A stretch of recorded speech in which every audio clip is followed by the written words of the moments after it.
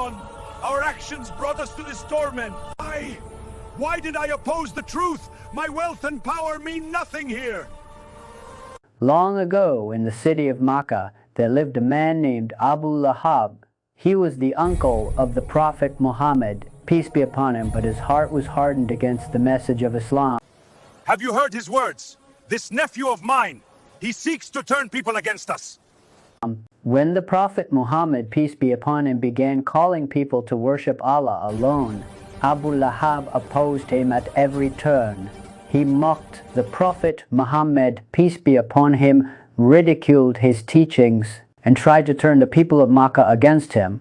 Who does he think he is? Worship one God. Ridiculous!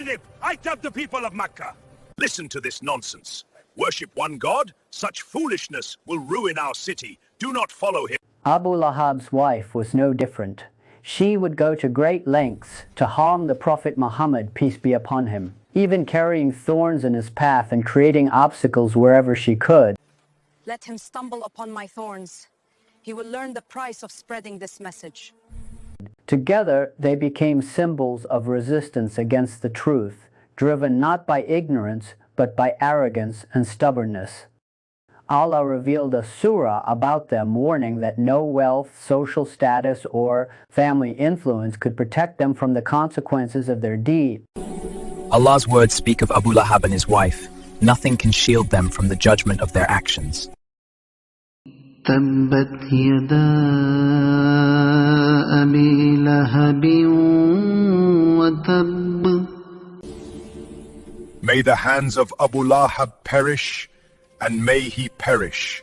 The surah spoke of Abu Lahab's fate, a life of loss and humiliation, and a punishment in the hereafter that no worldly riches could escape. Even his family, his possessions, and his status could not shield him from the truth. Rejected. ما أغنى عنه ماله وما كسب. His wealth will not avail him, nor all that he has gained. Why do these words speak against me? My wealth, my family, cannot be challenged. The surah also mentioned his wife, describing how her actions would bring her a fitting recompense. سيصلى نارا ذات لهب وامرأته حمالة الحطب. Let him stumble on my thorns. May my deeds bear the results I seek. في جيدها حبل من مسد.